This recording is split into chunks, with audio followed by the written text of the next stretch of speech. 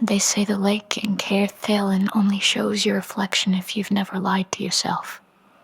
I used to stare into it for hours, waiting to disappear. The city sits quiet on the edge of the mirrorlands, where the fog rolls in early and never leaves, where magic clings to the bones of buildings long after the people inside are gone. Every window flickers with spells no one cast, and the wind carries whispers that never quite resolve into words. I was one of the echo-blessed, born with the gift to feel the emotions others buried too deep, grief knotted in their spine, rage pulsing behind their ribs. I didn't heal people, I held them together, long enough to say what they couldn't. It takes something from you doing that. I lived alone above a shuttered bookbindery, spent my days listening to broken hearts and my nights trying to forget the echoes they left behind. I told myself I was fine, that I was useful, that I didn't need what I gave to others. Then he arrived. No fanfare, no questions. Just a man standing outside my door, pale from cold, eyes like storm glass. "I need the echo reader," he said. I hesitated. "She's not taking clients." Didn't blink. "You are her. I know your voice." And something in me, something old, shivered. I let him in.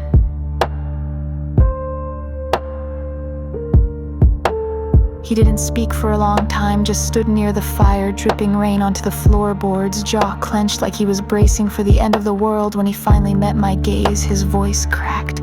"I don't know who I am." I reached for him, instinctively brushed his sleeve. The moment I touched him, I felt it like falling into a memory that wasn't mine. Fire screams, a woman's name on his lips. And then silence. A complete, devastating silence. I jerked back, breath gone. "You're bound," I said, "soul, magic, ancient." He nodded. "There's a hole in my memory, and in it, there's you." I told myself not to get involved. He was too lost, too haunted, but the truth was I recognized that look in his eyes, the hunger to remember, the terror of what remembering might cost. So I helped him.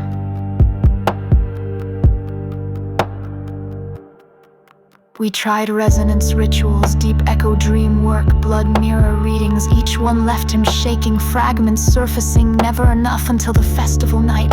The whole city lit with paper lanterns, people danced in the fog to old songs, hoping the spirits would listen. He stood beside me on the overlook, jaw tense, watching them like he was a shadow too close to flame. Then suddenly, he whispered, "The woman I remember. She died. Do you know her name?" I asked softly. He turned. "It was yours." My breath caught. "No, I know, I'm alive." "Not in the memory," he said, "but she looked just like you. She said your name as she burned."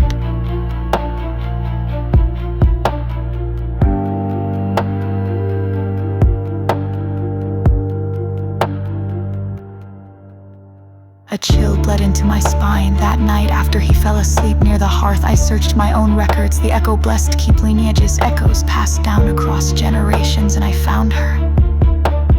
Hélène Revere, my grandmother. Identical face, same voice, a gifted echo reader who died in the Mage Purge 40 years ago, burned alive, protecting a man whose name had been stricken from every registry. No, not stricken. Erased. I lit the echo glass, held it over his sleeping form. His soul shimmered in the light, and there it was, a binding mark. My grandmother, she hadn't just died for him, she'd bound her echo, a piece of herself, to his soul, to protect him. But the spell fractured, and when I was born, her echo passed to me. That's why I always felt hollow, why I never dreamed of my own life, only a fire of loss of someone I never met. She hadn't died entirely. She lived in me, and he hadn't forgotten her.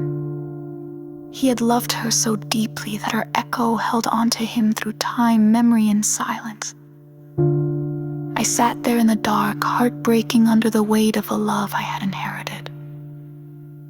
The next morning, I told him everything. He didn't flinch, just reached out and held my hand like he'd done it 1,000 times before. "You're not her," he said, "but you feel like home." "And you feel like loss," I whispered. "Maybe," he said. "Or maybe we're just echoes finding their way forward." We stayed in Caer Thalen after that, not lovers, not strangers, something else, something older than memory. Sometimes we walk by the lake, and sometimes it shows us not the people we used to be, but the ones we're becoming. And we don't look away.